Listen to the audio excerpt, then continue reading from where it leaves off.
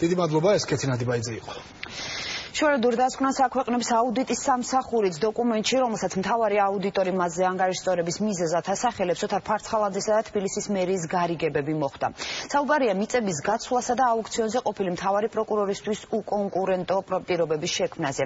დასკვნის მიხედვით, რომელიც პროკურატურამ აუდიტის სამსახურიდან დღეს გამოითხოვა, სახელმწიფომ 3 მილიონი იზარალა. მე არ ვაპირებ უკან დახევას, მე არ ვაპირებ ერთი ნაბიჯიც კი გადავდგა უკან და გადავაბარო, ასე ვთქვათ, როგორც ჩვენი ინსტიტუცია, ასევე ის საქმიანობა, რომელსაც ჩვენ ვაწარმოებთ, ოთარ ფარცხალაძის ნაირ ადამიანებს, მას ვარწმუნებ, რომ ის ამ სიტუაციიდან ესე მარტივად ვერ გამოძვრება. შუალედური დასკვნა, რომელსაც მთავარი აუდიტორი მასზე თავდასხმას უკავშირებს, ოთარ ფარცხალაძის და მერიის გარიგებების 2 ეპიზოდს ასახავს.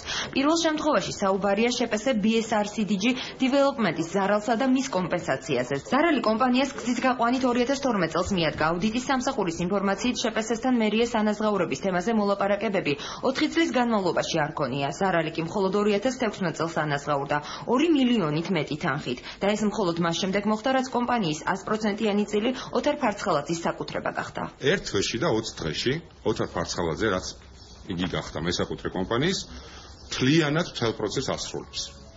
და ამაზე, რა თქმა უნდა, აუდიტის სამსახურს ყოველთვის და მსგავს საკითხებზე ექნება კითხვის ნიშნები. როგორ შეიძლება 580,000 ლარად შეიძინო 2,600,000 ლარის აქტივის მქონე იურიდიული კომპანია. საღიაზრის მქონე ადამიანს მე მგონი ამაზე დამატებითი კითხვები არ აქვს. ამას ვაგზავნით ჩვენ პროკურატურაში. კიდევ ერთი ეპიზოდი, რომლითაც აუდიტის სამსახურის თქმით გამოძიება უნდა დაინტერესდეს აუქციონს ეხება. ოთარ ფარცხალაძის კომპანიის ქონების მომიჯნავე ტერიტორიაზე ყოფილი მთავარი პროკურორი აუქციონის გამოცხადებას ითხოვდა. მოთხოვნა თავად ფარცხალაძის ხელმოწერით შევიდა მუნიციპალიტეტში. მერიის მიერ გამოცხადებული აუქციონის პირობებს აუდიტის სამსახური სპეციალურად ფარცხალაძისთვის შედგენილს უწოდებს. ჯამში ყოფილმა მთავარმა პროკურორმა ფაქტობრივად უკონკურენტო პირობებში მიწა საბაზროსთან შედარებით 1,7 ნაკლებ ფასად მიიღო. მერიამ აუქციონის აუცილებელ პირობად დაასახელა მომიჯნავე საკადასტრო ერთეულთან გაერთიანება, რითიც არაკონკურენტუნარიანი პირობა შექმნა. მომიჯნავე საკადასტრო ერთეულის მესაკუთრე გახდა შესაბამისად ერთი კომპანია, რომლის 100%-იანი წილის მფლობელიც გახდათ ოთარ ფარცხალაძე და აუქციონზე გატანილი მიწის ნაკვეთი 1,7-ჯერ ნაკლებად იყო შეფასებული, ვიდრე მომიჯნავე მიწის ნაკვეთის ღირებულება იყო შეფასებული სამხაროვლის ექსპერტიზის მიერ. დასკვნის მასალები პროკურატურამ ამ ბრიფინგამდე რამდენიმე საათით ადრე გამოითხოვა. განცხადებაში კი საგამოძიებო უწყება ხაზს უსვამს, რომ აუდიტის სამსახური მასალების გადაცემას აჭიანურებდა. სასაცილო იყო, მთელმა საზოგადოებამ იცოდა, რომ დღეს ჩვენ ვასაჯაროებით ამ დასკვნას და დილით მოგმართეს წერილით, რომ არ გაგვეჭიანურებინა და გადაგვეგზავნა პროკურატურაში. აგერ ვაგზავნით ბატონო, ვაწერთ ხელს, უგზავნით ყველა დოკუმენტაციას. ოთარ ფარცხალაძე კორუფციულ ბრალდებებს რუსთავიორის წინააღმდეგ ბრალდებებით პასუხობს. გაიხენი, ნუ მეხები, რუსთავიორს არ გაგცემთ პასუხი. თქვენ ხართ მათყუარა ტელევიზია მიკერძოებული აღლითები. აუდიტის სამსახურის მიერ გასაჯაროვებული ფაქტებისა და ბრალდებების კიდევ ერთი მთავარი ადრესატი დედაქალაქის მერია. ის სისრუეს უწოდებს განცხადებებს იმის თაობაზე, რომ მერიამ სრულყოფილი დოკუმენტაცია აუდიტორებს დაუმალა. ეს არის ტყუილი.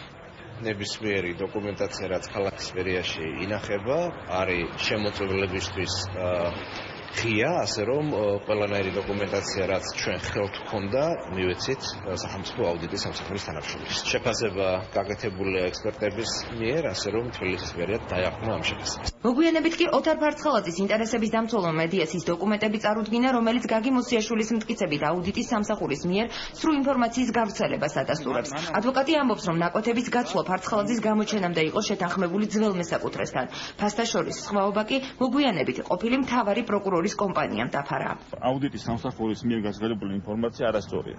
რომ აუდიტის სამსახური ამბობს, კომუნიკაცია ვერ მოიძია თორმე რომ კომუნიკაცია არსებობდა მერიასთან, აღნიშნული კომპანიის წარმომადგენლების მხრიდან, მანამ სანამ ფარცხალაძე ამ კომპანიაში არ შევიდა. არანაირი პრივილეგიურ მდგომარეობაზე არის საუბარი და პლუს ამას, როდესაც საუბარი არის, რომ ექსპერტიზის დასკვნით არის ლევან სამხაროვლის ექსპერტიზის დასკვნით არის შეფასებული მიწის ნაკვეთები და რაც არის სხვაობა, ეს სხვაობა არის გადახდილი შემდგომში ამ ჩანაცვლების შემთხვევაში ფარცხალაძის კომპანიის მხრიდან. მტკიცებულებების სახით იგივე დოკუმენტები საკრებულოს უმრავლესობაშიც გაასაჯაროვეს.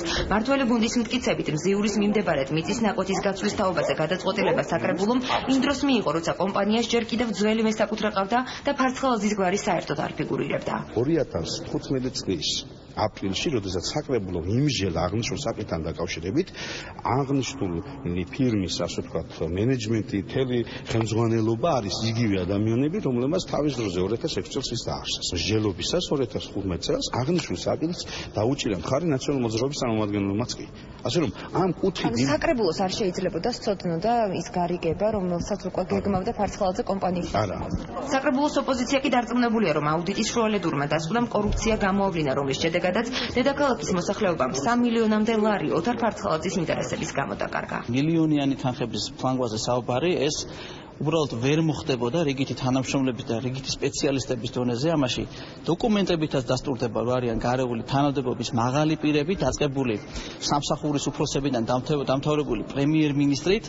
შესაბამისად, ამ ყველაფრის უკან დგას, რა თქმა უნდა, ბიძინა ივანიშვილი და ეს არის შედეგი არამფორმალური მმართველობისა, რომელიც ჭაობად არის ქცეული თბილისის მერია კორუფციისა. ამ ჭაობის სათავეში ფორმალურად მოიაზრება დავით ნარმანია, თუმცა ძალიან კარგად ხვდებით, რომ უკვე სახელმწიფო უწყებების და ყოფილი პრემიერიც არის ღარიბაშვილიც იყო ამ სქემაში ჩაბმული. ბუნებრივია ჩვენ ქვეყანაში არაფორმალური მმართველი ბიძინა ივანიშვილის გადაწყვეტილების გარეშე ვერცერთი ჩინოვნიკი ვერ იღებს გადაწყვეტილებას. ნარმანიას პასუხისმგებლობის საკითხის დაყენება ჩვენ ყველა ოპოზიციური ფრაქციამ ერთდროულად კიდევ ერთხელ უნდა მოვითხოვოთ. აუდიტის დასკვნის გამო მერიის საკრებულოში დაბარების საფუძველს მმართველ გუნდში ვერ ხედავენ.